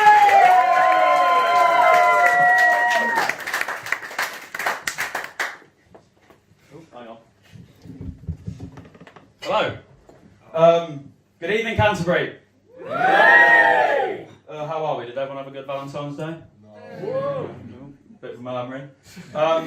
Joe, how was your Valentine's Day? Very nice. Very nice. Mine was alright. So I went on a hike with my mates, smoked a few silly cigarettes. And then I went home and had a microwave Aldi macaroni cheese on my own. It gets worse. And then listened to Radiohead and had a cry wank. So a lot better than yours, fella. And while I'm there for breakfast, I had a boil in a bag rice with grated cheese, mayonnaise, and peri-peri sauce. And I didn't even I didn't put it on my plate. I just ate it out the bag with a fork. So I'm not a fucking heathen. Don't know why I told you that. I probably should see a therapist. Anyway, so I come from Leicester. Hey! That's the do not do that response for Leicester. Hey! See? Right. Yeah, but don't cheer Leicester because it's basically like Ashford. Except it has a decent football team. Everyone's alright being multicultural there. They have... What else do they have? I live there. Decent football team, rugby team, nightlife, restaurants and good transport links to the north. So actually it's nothing like fucking Ashford. Apart from the high knife crime and burglary rates. Which brings me on to my next one. Oh, I know. I did this today. I actually had the weirdest night out of my life in Ashford. I'm not joking, I can't talk about it because I still think it's an active police investigation. I did nothing wrong, I was just a witness. So anyway, nights out. I got kidnapped in Birmingham once. Little twist there, wasn't it? Yeah, so the story goes, basically, I've got this mate called Godey from back home. And we used to go around the country just like getting pissed and that. And so we always used to meet in Spoons in Leicester. And we'd have a big fry-up and 2 Godfather pictures each. And if you don't know what a Godfather picture is, it's like whiskey, fucking everything else in, and then a little bit of Coke. Yeah, so we got really, really pissed in Leicester and then got on the train, got a bit more Gary Barlow on there. And then, as soon as we got to Birmingham, I was like, right, I'm done. There's no fucking going back. Let's just go until we get kidnapped. I genuinely went into a pub. And you know Flaming Moe's, you know from Moe's Tavern, where you light the thing? I asked the bar lady, do I need to put this out before I drink it? And my mate went, fucking obviously, Harry, it's on fire. And so I just went, oh, sod it. And she put it down and went, have it now. I went outside, I was sick on a taxi cab. And then I went, we need to get more booze. I've not told you this, we went to a gig. Does anyone know who Anderson .Paak is? Yeah. So the calmest, most chillest motherfucker ever. I was so obliterated. I went in there, watched a little bit of it, and then went outside and started calling someone an inbred in the smoking area. I didn't know them. You look it, mate. You genuinely do. There's something off with you. My mate Godey was like, where the fuck have you been? I was like, I don't know. I almost got twatted by someone. Don't know why. Got back to the hotel, got changed, went into the club. Everything's fucking sound. Like I'm just like come on, mate, let's fucking go. Oh, look, girls, let's go over there. Alright, girls, where are you from? Fucking Birmingham, like? I was like, fuck that. Sam, you crack on with them, I'm going to go out. And this is where the kidnapping comes in. So I get into the smoking area, someone goes, you're a bit too pissed, lad, you need to leave. And I go, oh, fuck yeah, Sam, then. Get outside, and there's a lad, like, default roadman. Fucking tracksuit, man bag, balaclava on. I go, he looks like a fucking sound lad. I'm going to go over to him. Have you got a lighter? Yeah, I do. Why? I'm like, well, obviously, 'cause I want to smoke a cigarette, mate. We get chatting, and he goes, how old do you think I am? I don't know, 17. Wrong, 16 and a half. Do you want to see my car? Yeah, go on then. Nice BMW parked outside, 3 other lads all in default road, man. Right, lads, don't talk to me. Okay, Sam. Do you want to go for a little drive? I feel like Richard Hammond. Go on. So I get in. Where are we going? To the ATM. We've got to fucking rob you, obviously. Oh right. I didn't see where that was going. So they took me to the ATM. One of all the other lads are in there. The one who I became mates with is in there. Comes out of the ATM. All right, go on, do your PIN number then. Oh, okay then. 40 quid. That's not enough for a GBH charge. What the fuck is it? I'm sorry.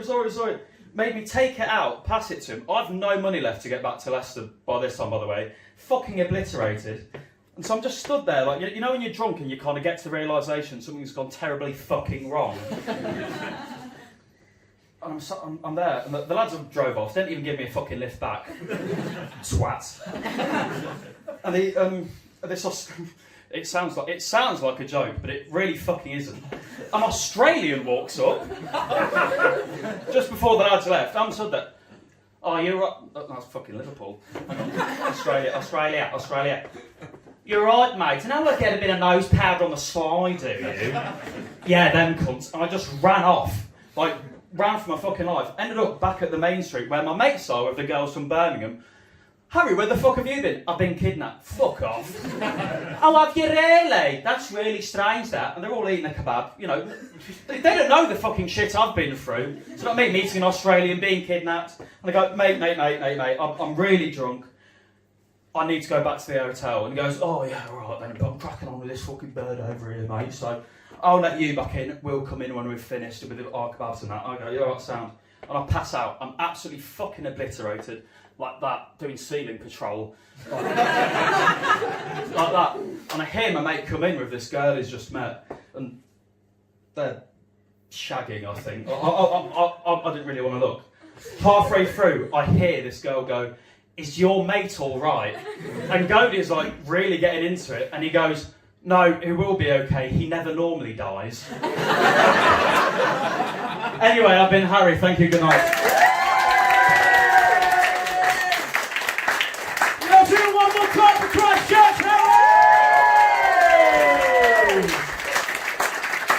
Now we have come to that very, very sad time in the evening where we've only got one act left. Aww. Don't worry, we'll be back next month with a whole new load of acts! Yay! Lovely stuff. Now, this final act of your evening, final act, there's only, I promise, one Carlsberg. Currently he is studying in South Korea, but he was here for the first ever stand-up on the Stour. So I thought it's only right that he finishes the night for you. So Canterbury, please, for the last time of the evening, can I hear your feet to stand, please? Let's hear those hands and clapping. Whoop and holler for the UKC stand-up comedy society legend, Niall Bolton-Chew!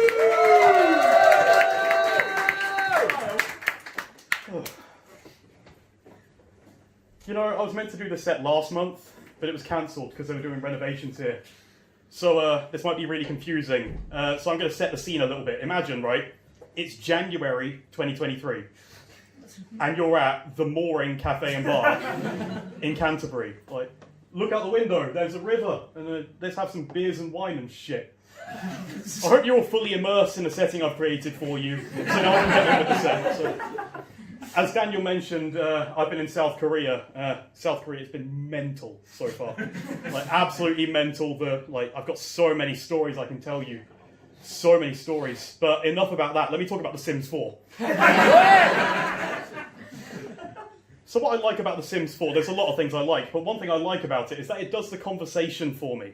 Now, if you can't tell, or if you don't know already, I'm autistic. which means that doing conversation like normally isn't something that comes naturally to me. So Sims 4, you don't even have to think about it. You can literally, right, just press a button and be like, say a friendly thing. You know, you want to be friendly, just say a friendly thing. That'll make us better friends. Chuck a deep conversation in there. Why not? You want to tell a joke about vampires? You go for it, Stanley.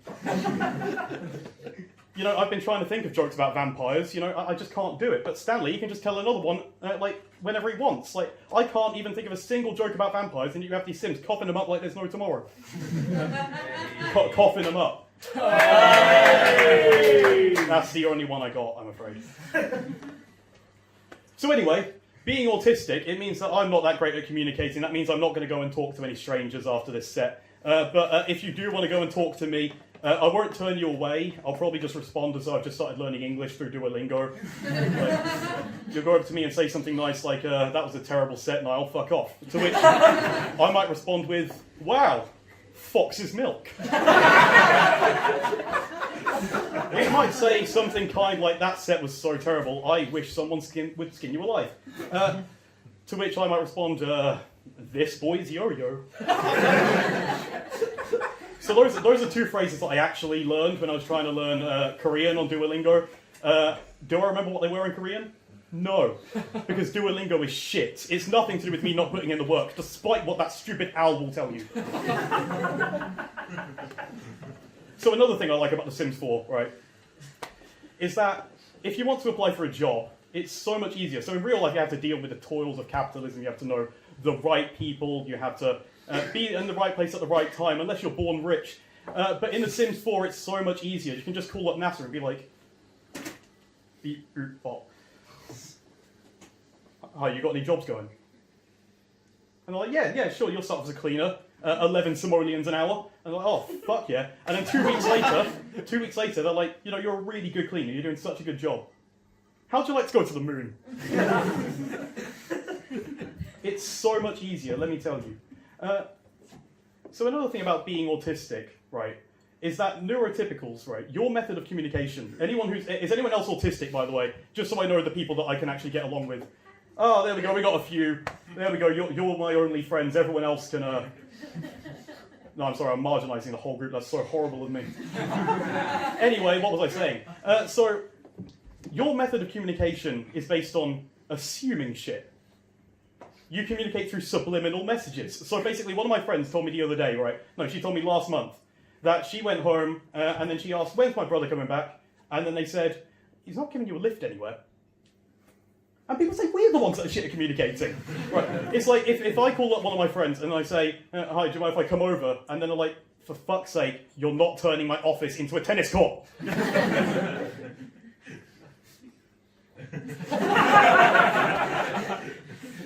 I'm doing my best. So another thing I like about The Sims, right?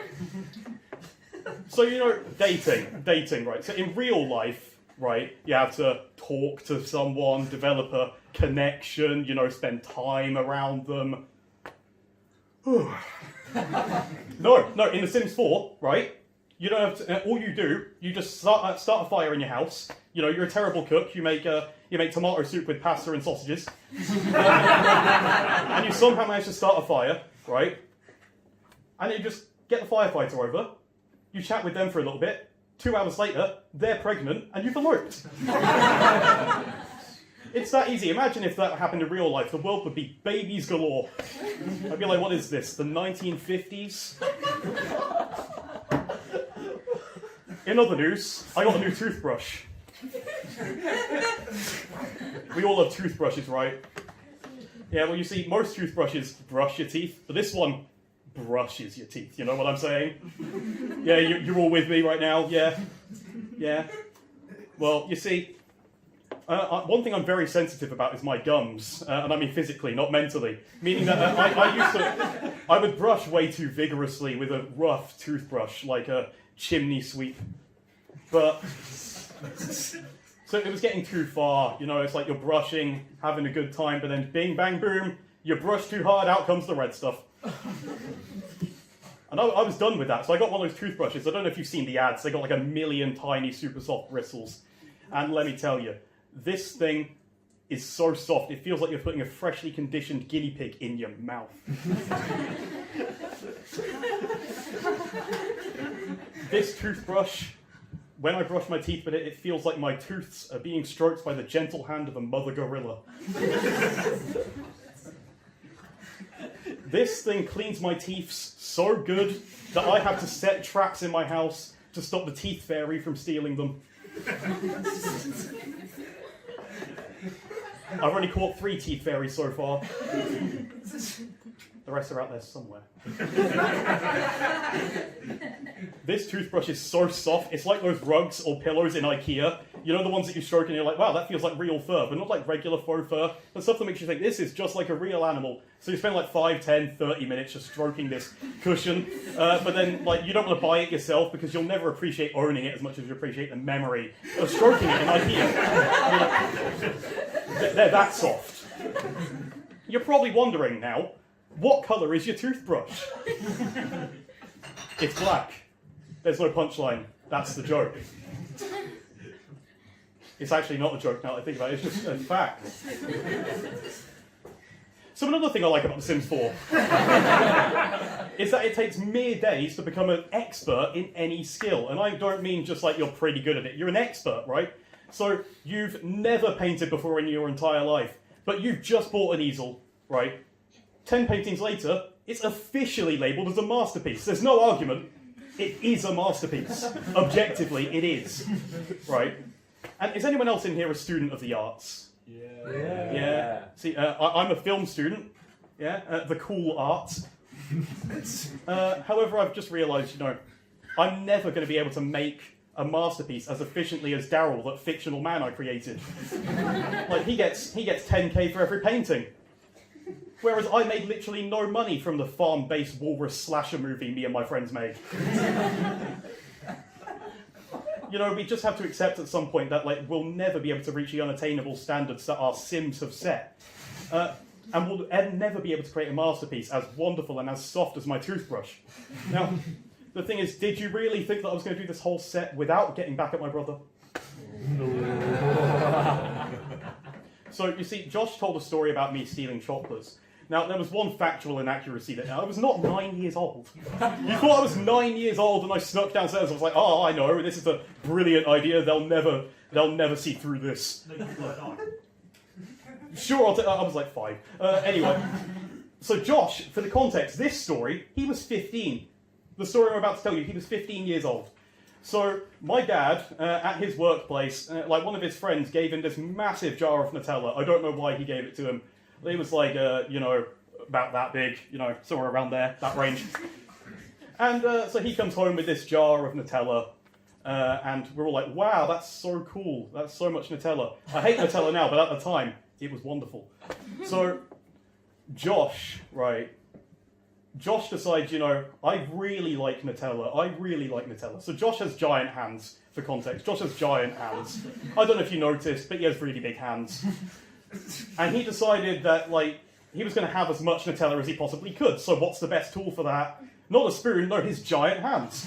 So 15-year-old Josh, let me remind you, he was 15, right? He sinks his giant hands into this Nutella, and then my mum walks into the kitchen with him covered in chocolate all over his face. You know, that's extremely problematic. And then she says, right, she asks him, have you been eating the Nutella? Covered in chocolate, all over his hands, all over his face. Can you guess what he said? No. No, I haven't been eating the Nutella. No, it was Niall actually came in and put it all over my face himself, and then he was like, he framed me for the crime. I'm like, no, I didn't do this. I'm innocent. It's bullshit, Josh. We all see through it. Yeah, you don't get away from it this time. Everyone knows what you did. You're guilty. The jury... can we all agree that Josh is guilty, right? He did it. Yeah. See, the jury's decided you're straight to death row, I'm afraid. Thank you very much. I've been Niall. Let's hear it one more time for Niall Multitude! Now that, ladies and gents, is unfortunately the last act of the evening. But before we go, let's give them all a huge round of applause. So let's get started going. First of all, we had MJ! Then we had Mr. Paul Stour! Then we had the one and only Josh Bolton! And we had Scott Fishington! We had Sterling Ross! We had PPT! We had Ooh! We had Dad! We had Christchurch Herring! And last but not least, we had Niall Bolton! Now, a quick reminder, we'll be back here next week for our East Kent Red Crisis charity gig. Then we'll be at Woody's on the 28th, and then we'll be back here on the 8th of March for our International Women's Day edition of Stand Up on the Stour. Now, my name has been Daniel Lambert. I've been your MC for this evening. You can follow me on Instagram at _Daniel_Lambert. Yeah, I know I chose it. It's fucking stupid. And you have a good rest of your evening. This place is open till 11:30. So get lots of drinks in. Bye-bye!